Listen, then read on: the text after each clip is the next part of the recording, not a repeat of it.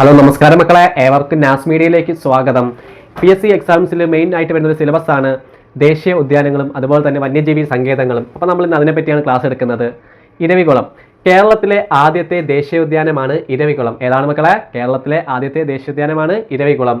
ഇരവികുളം ദേശീയോദ്യാനം സ്ഥാപിതമായ വർഷം എന്നാണ് 1978. എന്നാണ് 1978. വരയാടുകളുടെ സംരക്ഷണത്തിന് ഏർപ്പെടുത്തിയ ദേശീയോദ്യാനം ഏതാണ്? ഇരവികുളം. വരയാടുകളുടെ സംരക്ഷണത്തിന് ഏർപ്പെടുത്തിയ ദേശീയോദ്യാനം എവിടെയാണ്?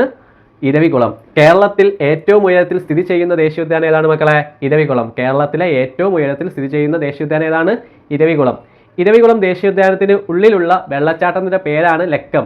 ഇരവികുളം ദേശീയോദ്യാനത്തിന്റെ ഉള്ളിലുള്ള വെള്ളച്ചാട്ടത്തിന്റെ പേരെന്താണ്? ലക്കം. ക്വസ്റ്റ്യൻ കൂടിയാണ്. ഹാമിൽട്ടന്റെ പീഠഭൂമി എന്നറിയപ്പെടുന്ന കേരളത്തിലെ ദേശീയോദ്യാനം ഏതാണ്? ഇരവികുളം. ഹാമിൽട്ടന്റെ പീഠഭൂമി എന്നറിയപ്പെടുന്ന കേരളത്തിലെ ദേശീയോദ്യാനം ഏതാണ് മക്കളെ? ഇരവികുളം. ഇരവികുളം വന്യജീവി സങ്കേതത്തെ നാഷണൽ പാർക്കായി പ്രഖ്യാപിച്ചതെന്നാണ് 1978. 1978. കേരളത്തിലെ ആദ്യത്തെ ദേശീയോദ്യാനമാണ് ഇരവികുളം.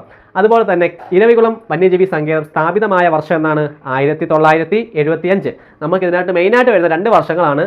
ഒന്നെന്ന് പറയുമ്പം ഇരവികുളം വന്യജീവി സങ്കേതം സ്ഥാപിതമായ വർഷം എന്നാണ് 1975. പിന്നെ വരുന്നതെന്ന് പറയുമ്പോൾ ഇരവികുളം വന്യജീവി സങ്കേതത്തെ നാഷണൽ പാർക്കായി പ്രഖ്യാപിച്ചതെന്നാണ് 1978. 3 വർഷം കഴിഞ്ഞപ്പോൾ അതിനെ നാഷണൽ പാർക്കായിട്ട് പ്രഖ്യാപിച്ചു. അപ്പോൾ വീഡിയോ ഇഷ്ടപ്പെട്ടാൽ ചാനൽ സബ്സ്ക്രൈബ് ചെയ്തോളി. ഇതുപോലുള്ള വീഡിയോസുമായി ഉടൻ വരുന്നതാണ്.